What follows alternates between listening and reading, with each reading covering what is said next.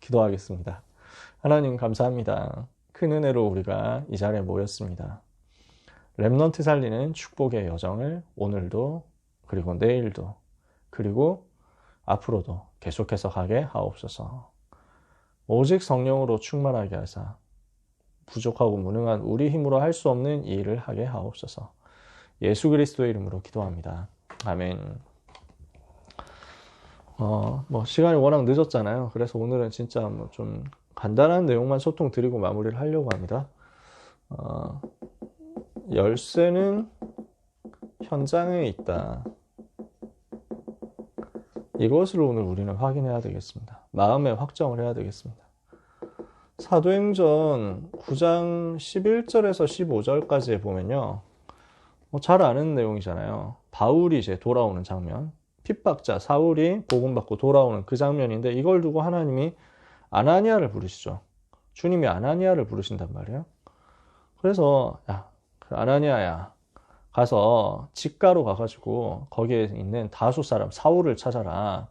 그가 기도하는 중이다. 그가 내 이름을 위해서 얼마나 많은 헌신을 하게 될 것인지 내가 그에게 보일 것이다.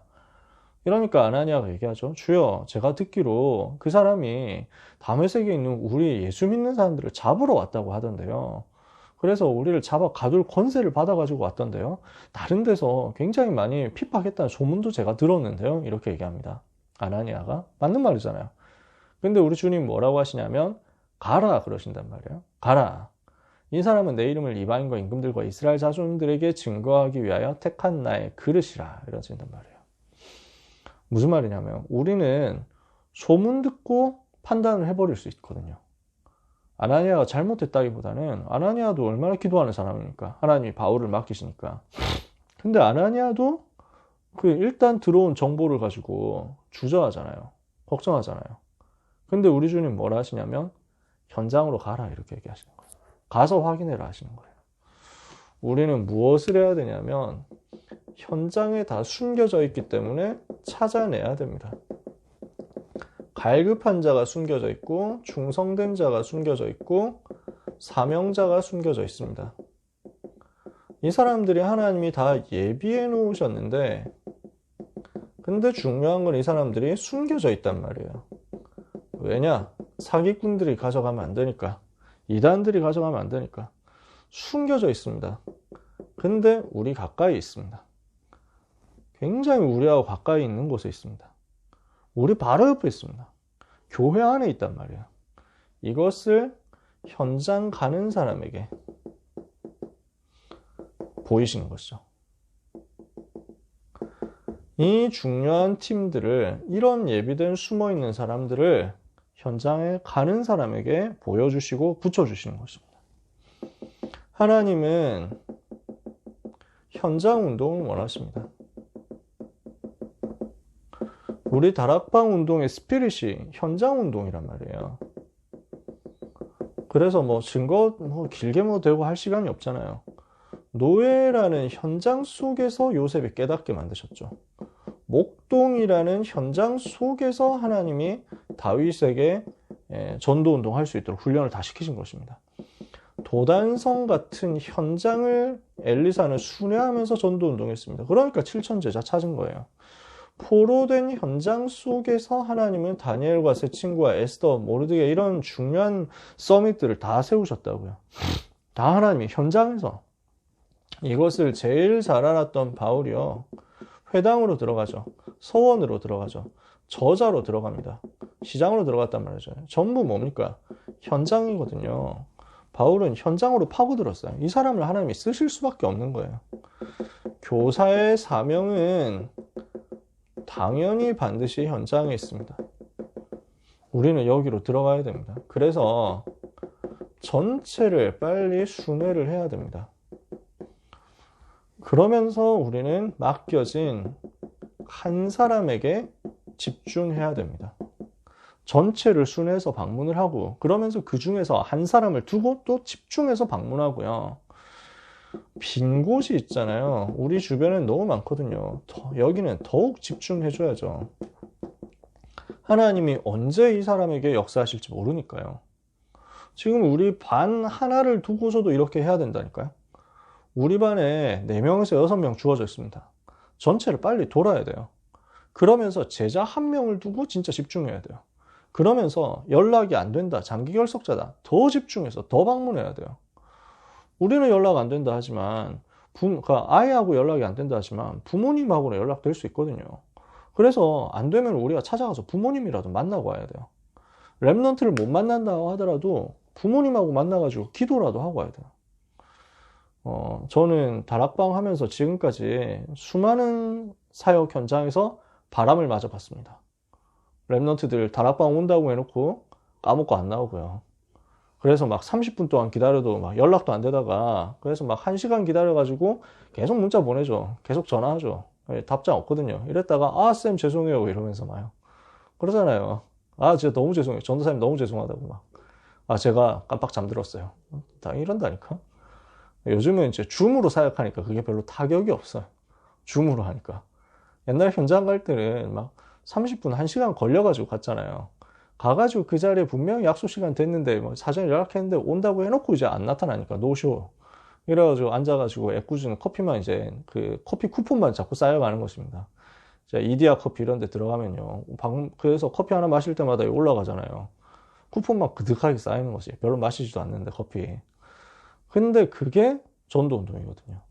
그렇게 바람 맞추고 아, 쌤 죄송해요. 저 오늘 친구하고 약속 있는 거 깜빡하고 말씀을 못 드렸네요. 뭐 이러면서 막 도망가던 걔들이 오늘날 제자도 있다니까요. 진짜 오래 사역하신 분들 아시잖아요. 그래서 요 내용을 가지고 전체하고 소통해야 됩니다. 그래서 그 교역자하고 방향 맞춰가지고 이렇게 함께 연합사역을 하는 거죠. 여러분 선생님들께서 이 부분을 해주시면 그래서 교역자들은 언제든지 거기 맞춰가지고 달려갈 거다는 거예요. 진짜 우리가 이 부분 응답을 같이 받아야 되거든요. 우리 팀으로서요. 우리가 진짜 제대로 하면요. 한 현장에서 하나님이 모든 것 여시는 것을 체험할 수 있습니다. 우리는 처음 시작할 때 말했지만 가지도 않고 편견에 빠질 때가 많습니다. 아, 안 된다던데요? 우리는 안 가봤는데, 방문 안 해봤는데, 아, 좀 걔는 마음문이 닫혀 있는데요? 안 될 것 같아요. 아, 연락해도 쉽더라고요. 우리는 이럴 때가 많습니다. 그런데 하나님은 엄청난 것을 준비해 놓으셨습니다. 그러니까 이 부분이 마태복음 13장이거든요. 보면 어떻습니까? 마태복음 13장 1절에서 52절에 우리 사람들은 대부분 겨자씨 별것 아닌 것처럼 생각한다니까요. 누룩 아무 힘 없다고 생각하잖아요. 저기 돌짝밭 아무 가치 없다고 생각하거든요. 근데 우리 주님은 어떻게 보십니까? 그 속에 보물 숨겨져 있다 하잖아요. 그 겨자씨가 어마어마한 역사를 일으킨다 하잖아요. 그냥 씨앗 하나 떨어졌는데 이게 30배, 60배, 100배로 역사 일어난다고 하시잖아요. 하나님은 엄청난 것을 준비하셨는데 우리는 이걸 별로 생각을 안 한다니까요. 사도행전 8장 26절에서 40절에 넷이 한 사람인데 사실은 아프리카 살릴 사람이잖아요. 사도행전 9장 11절에서 15절 아나니아 아닙니까? 그러니까 아나니아 한 사람이 만약에 그 현장에 대해서 안 가보고 사울 판단해가지고 그냥 버려버렸다면 어떻게 됩니까? 안 맞잖아요. 하나님은 로마를 다 살릴 사람, 영원한 작품 남길 사람 준비해놓고 지금 아나니아를 현장으로 보내지는 거죠. 우리는 뭐 해야 됩니까? 일심, 전심, 지속으로 현장 가야 됩니다. 우리의 걸음이 현장에 항상 일심으로 전심으로 지속으로 있도록 이것이 우리의 올인이 되기를 원합니다. 사탄은 지금 현장을 완전 장악했거든요. 우리가 안 가고 있는 사이에 마귀는요 현장 완전 장악했습니다. 이번 주에 제가 우리 신삼원 권사님 연락받고 랩넌트가 아니지 불신자 친구를 한 명 만나고 왔거든요. 그래서 질문이 많은 친구다. 목사님이 한번 얘기를 해주시고 답을 주시면 좋겠다 해가지고 저는 또 되게 기대하면서 갔어요. 역사 좋아한다 그래가지고 완전 막 들뜬 마음으로. 근데 몸이 좀 많이 안 좋았어요. 백신 2차 맞고 나서 이번 주에 진짜 좀 저는 1차 때는 아무렇지도 않았는데 2차 되니까 좀 후유증이 있더라고요. 그래도 이제 3일 동안 좀 고생했는데 여러분들께서 걱정해 주신 덕분에, 네, 신경 써주신 덕분에 그래도 두통약 딱 한 번, 한 알 먹고 버텨가지고 무사히 회복했습니다. 어제 밤 11시를 기점으로 해가지고, 네, 임원 기도회 때까지는 힘들었는데, 임원 기도회 끝나고 나서부터, 몸이 정상인 것 같다. 뭐 이런 느낌이 좀 오더라고요. 이제 뻐근한 것 정도 빼고는 괜찮습니다. 근데 아무튼 막 그때는 제일 힘들었어요. 백신 맞고 제일 세게 올라올 때인데, 그래도 만나러 가야지. 이래가지고 막 억지로 갔거든요. 갔더니, 힘들더라고. 몸이 힘든데 질문도 뭔가 핀트가 안 맞아. 저는 뭐 이렇게 성경에 대해서 이제 궁금한 거 이런 거 질문할 줄 알거든요. 최근에 우리 보견이도 만나보고 승호도 만나보고 너무 즐겁게 대화해가지고 그럴 줄 알았는데 이 친구는 과학적인 증거를 내놓으라는 거예요. 근데 제가 뭐 과학을 압니까? 그래서 자기는 그래서 진화론 뭐 이거 뭐 얘기를 하길래 그 진화론도 반박할 거 많아 이렇게 했더니 설마 창조론 얘기하시는 거 아니죠? 이러면서 막 창조과학 이런 거는 진짜 말도 안 되는 거라고 막 비웃으면서 막 얘기를 하는 거예요. 그래가지고 네가 모든 걸 다 할 수 있다고 할 수 있겠냐? 나도 모든 거 다 모른다. 근데 아무리 해도 우리가 뭐 너도 문과고 나도 문과인데 이거 가지고 다 되겠냐? 그래서 우리가 아는 것도 한계 있고 이거 가지고 파악도 안 된다. 네가 이론 말하면 난 반론 얘기할 수 있다. 하지만 그 반론 가지고 넌 또 반론 얘기할 거 아니냐. 이거 끝이 없다. 과학 가지고는 답 안 난다. 나는 현장 얘기하러 왔지 과학 얘기 할 수가 없다. 이랬더니 엄청 실망하는 거예요. 과학으로 좀 답을 줄 알았다는 거예요. 저를 뭘로 생각한 건지. 그러면서 그건 어쩔 수 없고 제가 또 다른 질문 진짜 드릴게요. 자기는 종교에 귀의를 하고 싶다는 거예요. 기독교에 귀의를 하고 싶은데 납득이 안 돼서 귀의를 할 수가 없다는 거예요. 그래서 납득만 되면 된다 이래가지고 그래 하자. 성경이 역사적인 것들이 많은데 근데 과연 이게 사실이라고 할 수 있냐? 거짓말 아니냐? 증거가 있어야 되지 않냐? 고고학적인 증거가 없다. 그 증거가 있으면 좀 달라 이래가지고 아니 고고학 발굴이 아직 덜 됐는데 어떻게 이걸 알겠냐? 그래서 중국의 하나라 역사도 아직 고고학으로 발굴이 안 돼가지고 증명 안 됐는데 그래도 뭐 나름대로 기록은 있지 않냐? 왜 없다는 거 고고학 발전이 아직 덜 돼가지고 아직 발굴이 덜 된 걸 가지고 없다고 얘기를 할 수는 없지. 이랬더니 없다고 할 수는 없다고 하더라도 있다고 할 수도 없는 것 아닙니까? 그러면 이러면서 그렇지 그건 그래 이랬더니 실망입니다 하는 거예요. 고고학도 자기는 답을 줄 알았는데 막 출애굽기에 나오는 거 싹 다 거짓말이라면서 막 아무리 생각해도 그게 일어날 수가 없다고. 고고학적인 증거가 없지 않냐? 뭐 수천 년 지났는데 그 고고학적인 증거 뭐 몇 개 남아 있겠어요. 근데 하여튼 그거 가지고 막 따지니까 아니 나는 현장 얘기하러 왔다니까 이거 막 완전 실망해가지고 2시간 30분 동안 이걸 이제 씨름을 하고 있으니까 머리가 너무 막 아프고 힘들고 그루도 만나려고 갔는데 그루 밖에서 계속 기다려서 결국 5분 만나고 왔어요. 많이 막 마음이 좀 미안하더라고요. 그래서 다음번에는 다른 거 겸사겸사 해가지고 말고 꼭 너만 보러 오겠다고 약속을 했어요. 자, 친구 만나면서 느낀 게 뭐 완전 마음이 없다기보다는 진짜 뭐 궁금한 게 많은 친구인데 이런 애들이 너무 많겠구나 하는 생각이 들더라고요. 그러니까 막 현장 얘기 쫙 해주니까 그러면은 열반 애들은 큰 스님들은 뭐라고 생각하십니까? 이래가지고 그거 싹 다 그러면 귀신의 장난이라고 생각하죠. 이러니까 아니 우상 숭배하면 영적 문제 올 수밖에 없어 하고 막 얘기를 해줘도 그거는 기독교 관점에서 얘기겠죠 하면서 막 얘기를 하는 거예요. 그래가지고 느끼는 게 제가 그 친구 만나고 와가지고 느낀 게 지금 우리 랩런트들이 이런 데 부딪혀 있겠구나 지금. 현장이 완전 우상 지식으로 싹 꽉 차 있어요. 우상 문화로 꽉 차 있어요. 하나님 안 믿는다라는 게 그냥 당연한 것처럼 돼 있어요. 하나님 같은 게 어딨냐 하는 게 당연한 것처럼 현장은 완전 꽉 장악당했어요. 사단이 진짜 현장 장악한 거예요. 우리는 그동안 뭘 하고 있느냐라는 거죠. 여기 계시는 여러분들은 잘하고 계시겠지만요. 우리 랩런트들이 현장에 그냥 고독한 싸움 하고 있는 거예요.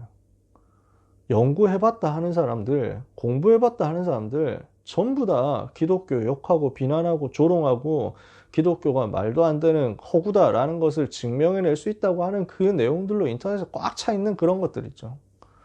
왜? 뭐 친구가 하는 얘기가, 아니 뭐 기독교는 인종학살을 왜 그렇게 했냐면서, 여호수아 같은 데 보면 한 명도 남기지 말고 다 죽여라 했는데 그게 말이 되냐 하면서 막, 아니 그게 전쟁이라는 것은 총력전이고 그 사람들은 하나님의 심판이 임한 거고 그 사람들은 자기들이 이스라엘 다 죽이겠다고 하는 건데, 그러니까 하나님 그게 역사하신 거지.